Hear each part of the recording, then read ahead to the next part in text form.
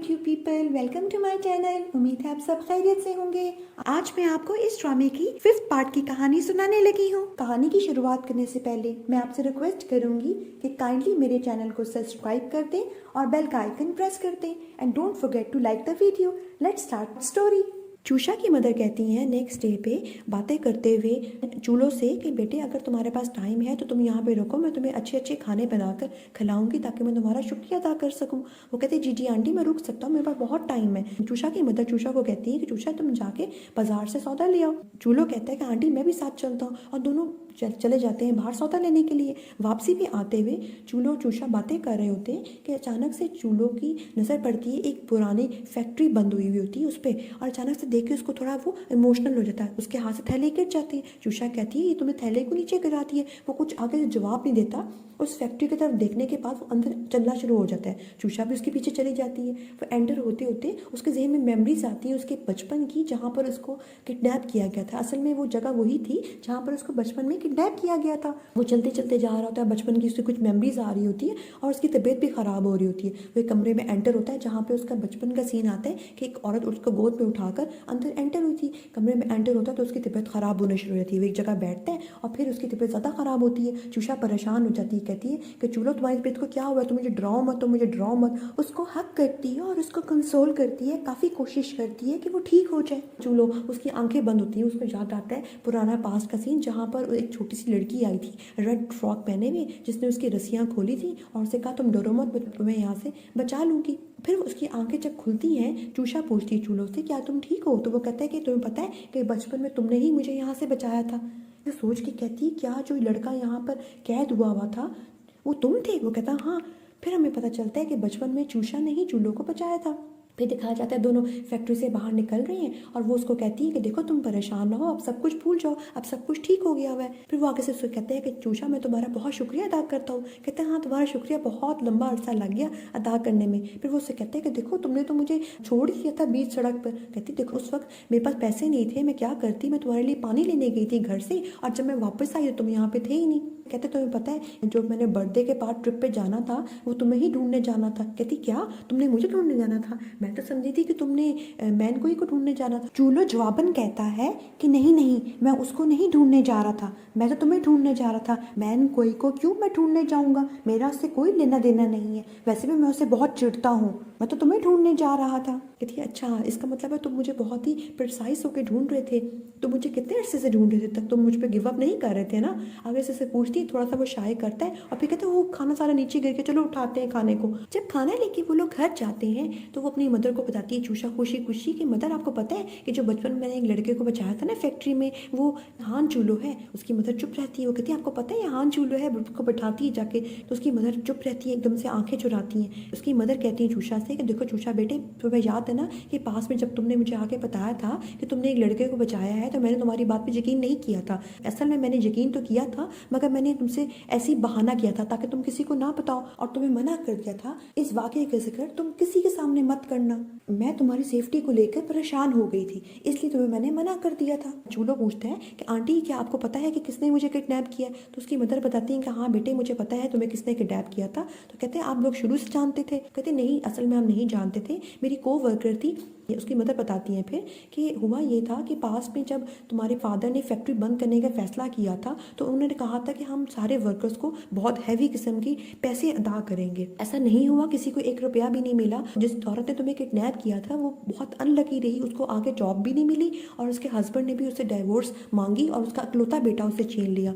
इतना डिप्रेशन बढ़ा उस पर, मेंटल लेवल उसका ख़राब हो गया। वो अक्सर आके हमसे बातें किया करती थी कि मैंने जो है ना उनके बच्चे को किडनैप कर लिया हुआ है, मैं उनको उनसे बदला लूंगी, मगर हमें लगता था कि शायद वो ऐसी बातें कर रही है, उसमें कुछ सच्चाई नहीं है। बाद में हमने लेडी को ना सब लोगों से कह सुन के उसको पागल खाने भिजवा दिया और फिर कहते तभी तो मैं वहाँ पे इतना अरसा अकेले रहा और फिर मुझे ना चूषा ने ढूंढा और मैं वहाँ से निकल पाया। तो उसकी मदर कहती है कि देखो बेटे हमें नहीं पता था, हमें लगा था कि वो ऐसी ही बातें कर रही है, हमें सच्चाई का नहीं पता चला था। फिर चूलो कहता है चूषा की मदर को कि देखिए आंटी मैं आपको एक बात बता दूं, मैंने अच्छी तरह सुना था कि मेरे फादर ने वो फैक्ट्री कपड़ों की इसलिए बंद की थी थी ताकि वो उसके कंस्ट्रक्शन को, उसके स्ट्रक्चर को बेहतर कर सके। उन्होंने बहुत ज़्यादा हैवी अमाउंट दी थी वर्कर्स को, मगर मुझे नहीं पता क्या वजह बनी कि वर्कर्स को ये सारे पैसे नहीं मिल सके। मैं सारी इंक्वायरी करवाऊंगा और मैं पूरी कोशिश करूंगा कि सारे वर्कर्स को दोबारा से सारे पैसे मिल जाएं। जब उसकी मदर ये सब कुछ सुनती है तो कहती है कि अगर ये सब कुछ हो जाए ना तो सबकी बहुत ज़्यादा हेल्प हो जाएगी। और दूसरी तरफ हम देखते हैं मैनकोई को। मैनकोई बैठी होती है चूल्हों के घर पर, और चूल्हों के घर बैठी हुई होती है तो वहाँ पर चूल्हों का हाउसकीपर आता है और उससे पूछती है कि कब तक आएंगे चूल्हो। तो वो कहती है कि देखिए मैं कुछ कह नहीं सकता, वैसे भी उनके जाने और आने का कोई टाइम फिक्स नहीं है। मैं आपको यही कहूँगा कि आप घर चली जाएँ, जब वो आएंगे तो मैं आपको कॉल कर दूंगा। वो कहती नहीं नहीं, मेरे पास बहुत टाइम है, मैं यहाँ पे वेट करूँगी उसका।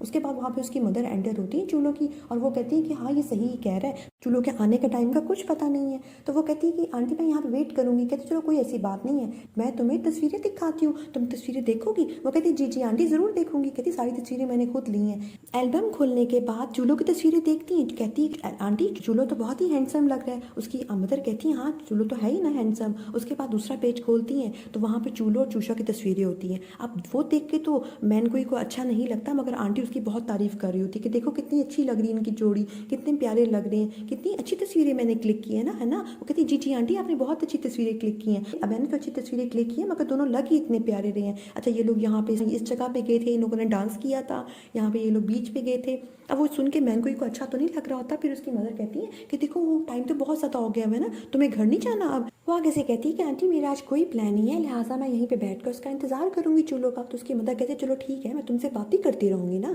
दूसरी तरफ हम देखते हैं कि चूषा और चूल्हो जो है वो दोनों बातें करते हुए जा रहे हैं, और चूषा उसको कहती है कि तुम जो कुछ भी कर रहे हो तुम्हारी फैमिली इससे अगेंस्ट नहीं होगी, डिसएग्री नहीं होगी। वो कहते हैं नहीं, मेरे फादर को पता चल जाएगा कि जो है ना शियाई फैमिली ने कितनी ज़्यादा बेईमानी की थी। फिर वो कहती नहीं फिर भी तुमने उस फैमिली में उनकी बेटी से तुमने मंगनी तो हमारी होने वाली है ना, और बात पक्की हो चुकी हुई है। और फिर आगे से कहती है अच्छा मैं चलती हूँ, कि तुम मुझे छोड़ने नहीं जाओगी गाड़ी तक। वो कहती नहीं मैं चलती हूँ। वो वहाँ से चली जाती है, और चूल्हो जो है एक बंदे को कॉल करके कहता है मुझे शियाई फैमिली के सारे जो है ना फाइनेंस के हवाले से 14 साल पहले जो फैक्ट्री थी उसके वाले सारे उनके खाते चाहिए, मुझे उनकी सारी इंक्वायरी चाहिए, और ये सारा काम जो है ना तुम जल्दी पता करवाओ। जब चूल्हो अपने घर पहुँचता है तो वहाँ पर मैनकोई भी होती है। मैनकोई उसके पास आती है और कहती है चूल्हो तुम आगे, मैं सुबह से तुम्हारा वेट कर रही हूँ। वो आगे से कुछ सही तरह से उसका जवाब नहीं देता। फिर वो कहती क्या बात है, तुम ना खुश लग रहे हो, क्या मैंने कुछ तुम्हारे साथ गलत किया है, क्या तुम्हें मेरी वजह से कोई परेशानी हो रही है। तो वो आगे से कहते देखो टाइम बहुत हो गया है, तुम्हें घर जाना चाहिए। वो कहती नहीं मैं घर नहीं जाऊँगी, तुम मुझे बताओ क्या मसला है। तो वो कहता ठीक है तुम्हारी मर्जी है। फिर उसे कहती है देखो तुम मुझसे इतना कोल्ड बिहेवियर क्यों रखते हो, आफ्टर ऑल हमारी एंगेजमेंट हो चुकी हुई है, आगे एंगेजमेंट वाले दिन भी तुम इतनी लापरवाही के साथ मुझे छोड़ के चले गए और सब लोगों के सामने मेरी कितनी इंसल्ट हुई। वो आगे से कहते देखो मैं तुम्हें एक बात बता दूं कि मैं तुम्हारे से अपनी एंगेजमेंट तोड़ता हूँ, तुम एंगेजमेंट नहीं तोड़ सकते इस तरह, दोनों के फादर्स ने हमारी एंगेजमेंट तय की हुई है। तो वो कहता है देखो तुम्हारी और मेरी एंगेजमेंट का मेरे और तुम्हारे फादर से कोई लेना देना नहीं है, मैं इसको कैंसिल करता हूँ, और ये मैं फैसला करूँगा कि मैंने अपनी ज़िंदगी किसके साथ गुजारनी है, और मैं फैसला कर चुका हूँ कि वो इंसान तुम नहीं हो। तो उसकी मदर भी कहती है चूल्हो की कि देखो हान फैमिली के बिहाफ है मैं कहती हूँ कि मैं ये एंगेजमेंट कैंसिल करती हूँ, क्योंकि मैं इस पुराने ज़माने की बातों को नहीं मानती कि 10 साल पहले कोई कॉन्ट्रैक्ट कर दिया गया एंगेजमेंट का बच्चों की, और मैं उस चीज़ को फुलफिल करूँ, क्योंकि हान चूल्हो जिसको पसंद करेगा उसके साथ वो शादी करेगा, तो बेहतर है कि तुम इस मामले को ख़त्म कर दो। तो वो कहती है कि ऐसे ख़त्म नहीं हो सकता। चूल्हो कहता है कि देखो जो कुछ भी तुम्हारी सोच है ना उसका कुछ फ़ायदा नहीं है, और तुम्हें बोलने का कोई राइट नहीं है क्योंकि तुम्हारी फैमिली ने जो कुछ भी किया है। कहती मेरी फैमिली ने क्या किया है, क्या गलती की है। तो कहता है देखो टाइम बहुत हो चुका है, तुम्हें यहाँ से जाना चाहिए अब। वो कहती है अच्छा तुम लोग जो कुछ भी मेरी बेइज्जती कर रहे हो ना इस हवाले से तुम पछताओगे। दूसरी तरफ हम देखते हैं कि उसके फादर को जब सारे मामले का पता चलता है तो वो काफ़ी गुस्सा करते हैं चूल्हो पर, और कहते हैं कि तुमने क्या मसला बनाया हुआ, तुमने मुझे बहुत परेशान किया हुआ है। शादी का जो एंगेजमेंट का जो डिसीजन लिया हुआ था ये सबके लिए बेहतर था, क्योंकि हम दोनों की फैमिली जो थी ज़िंदगी के बहुत से अताश राहों में साथ रही है, और अब तुम ये किस तरह की बातें कर रहे हो। तो आगे से कहते हैं देखें शादी का फैसला मेरा होना चाहिए, और ज़िंदगी मुझे अपने हिसाब से मैनेज करनी है, ना कि आप मैनेज करें। बेशक आप मेरे फादर हैं मगर ये ज़िंदगी का गुजारने का फैसला मेरा होना चाहिए।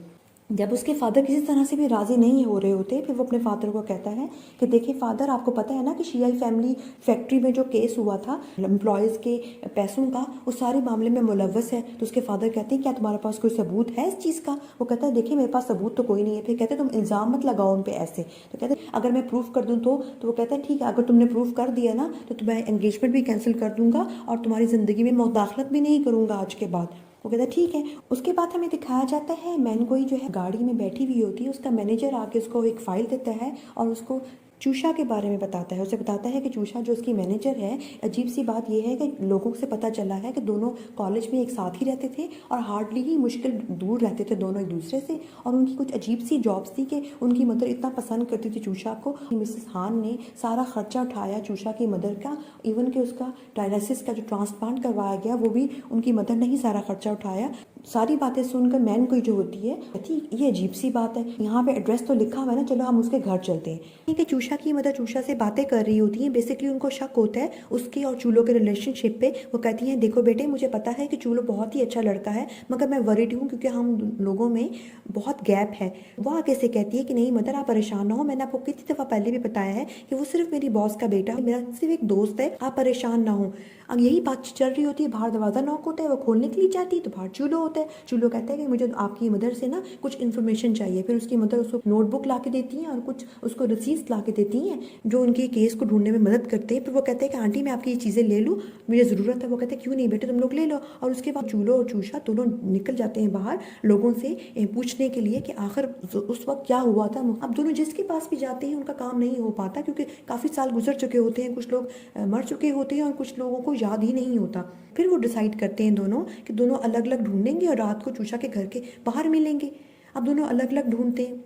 जब मैनगुई चूषा के घर के बाहर पहुंचती है तो उसके मैनेजर के थ्रू उसको पता चलता है कि चूषा जो है वो सुबह सुबह ही किसी लड़के के साथ बाहर गई थी और जो उसका डिस्क्रिप्शन बता रहे थे पड़ोसी वो हान चूलो से मिलता जुलता है, जिसपे मैनगुई को अच्छा नहीं लगता और उसको गुस्सा काफ़ी चढ़ता है। उसके बाद हमें चूलो दिखाया जाता है जो कि मिस्टर लैंग से फाइनली मिल लेता है, मगर मिस्टर लैंग जो होते हैं उसको कुछ भी बताने से मना कर देते हैं, ये कहकर कि बहुत साल गुजर चुके हुए लिहाजा उसको कुछ नहीं पता। मिस्टर लैंग असल में वो पर्सन है जिनके पास सारे खाते वगैरह थे, जिन्होंने सारे फाइनेंस वगैरह संभाला हुआ था शियाई फैमिली का। अब उन्होंने भी बीच में पैसे खाए थे, गड़बड़ की थी, लिहाजा वो बंदा बता नहीं रहा होता। जब चूलो काफ़ी इंसिस्ट करता है और कहता है कि देखिए मुझे पता है कि आप भी इस काम में मुलविस हैं, अगर आप चाहते हैं आप इस मामले में शामिल ना हो, पुलिस आपको ना पकड़े, जो शियाई फैमिली वो आपको ना फंसाए, तो आप मेरी मदद करें, आप मुझे खाते दे दें, आपको इस मामले से मैं निकाल दूंगा। फिर वो कुछ सोचने के बाद उसको खाता दे देता है। अब रात का टाइम दिखाया जाता है जहाँ पर एन चूषा अपने घर जा रही होती है और सोच रही होती है कि पता नहीं चूलो है उसने मिस्टर लैन को ढूंढा है कि नहीं ढूंढा। अभी वो यही सोचते हुए जा रही होती है कि पीछे से अचानक से उसको कुछ फील होता है, पीछे मुड़ के देखती तो एकदम से थोड़े से शॉक होने के बाद कहती है कि चूलो तुमने तो मुझे डरा ही दिया था। तो वो आगे से कहते हैं तुमने अपना फ़ोन को नहीं उठाया, तुम्हारा फ़ोन को बंद आ रहा है। तो वो कहती है सारा दिन तो मैं काम पे लगी रही हूँ तो मेरा फ़ोन डेड हो गया था। वो आगे से कहता है ठीक है तुम्हें कुछ पता चला? वो कहता हाँ मुझे फाइनली मिस्टर लैंग मिल गए और उनसे मुझे खाते किताब भी मिल गई, और वाकई में जो है ना शियाई फैमिली वो डर्टी है, उन्होंने पैसे खाए हैं लोगों के। वो कहती है आगे से ये तो बहुत ही अच्छी बात है, चलो तुम जाओ जल्दी से अपने फादर को बताओ। वो कहता है नहीं नहीं पहले तो मैं घर तो छोड़ के आ जाऊँ। वो आगे से कहती नहीं नहीं मेरा घर तो बिल्कुल पास ही है, मैं चली जाऊँगी, तुम बस जाओ यहाँ से। चूलो के जाने के बाद चूषा चल के जा रही होती है तो उसको फील होता है कि शायद पीछे से कोई आ रहा है। उसको लगता है कि शायद हान चूलो है। वो पीछे मुड़ के देख के कहती है हान चूलो, तो पीछे से एक मैनगुई होती है। मैनगुई कहती तुम्हारी मजाल कैसे हुई कि तुमने चूलो का नाम लिया? वो आगे से कहती है आप कौन है? वो आगे से बोलती है मैनगुई कि इससे कोई फर्क नहीं पड़ता कि मैं कौन हूँ। तो कहती फिर भी आपको मुझसे क्या काम है? आगे से वो कहती मैं तुम्हें अपने घर इनवाइट करने के लिए आई हूँ। बेसिकली उसका इरादा अच्छा नहीं होता। मुझे उम्मीद है कि आपको आज के ड्रामे की कहानी इंटरेस्टिंग लगी होगी। अगर आपको इस तरह की और ड्रामे और कहानियाँ और मूवीज़ की स्टोरी सुनने का शौक है तो काइंडली मेरे चैनल को सब्सक्राइब करें और बेल का आइकन प्रेस करें, and don't forget to like my video. Bye, see you in the next video.